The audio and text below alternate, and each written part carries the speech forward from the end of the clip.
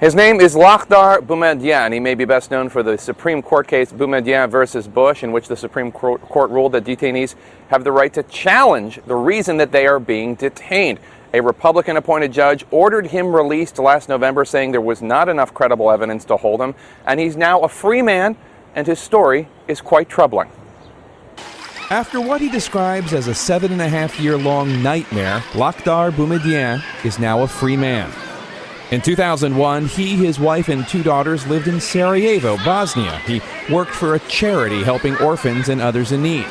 But 5 weeks after 9/11, Boumediene was arrested by Bosnian police and charged with conspiring to blow up the U.S. and British embassies, a charge he calls false and ludicrous. They searched my car, my office, nothing, my cell phone, nothing.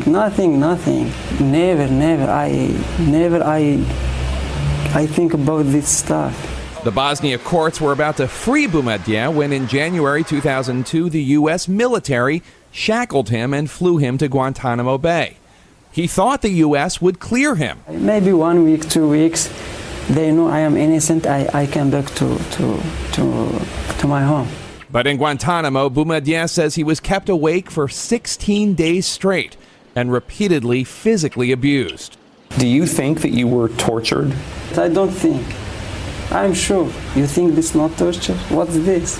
What you can call this? He went on a hunger strike and was force-fed. When you were there, did you want to die? No, I don't like to die because every day I think about my wife and my daughters. But last year, Boumediene's attorneys beat the Bush administration in the Supreme Court for the right to challenge his detention in court. And a judge appointed by Bush then ruled the evidence against Boumediene was weak, and he ordered his release. 2 court victories against President Bush. Boumediene made a T-shirt, and last month he was reunited with his family. He asked us not to film them for security reasons. I cry because I don't know, my daughters. Boumediene says he understands how the 9/11 attacks prompted strong reactions from the U.S., but only to a degree. I will agree with you, but for 1 month, 2 months, but not for more than 7 years.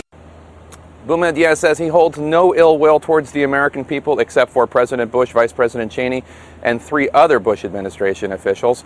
He and his lawyer are now considering suing the U.S. government. They say he is a poor man and needs help.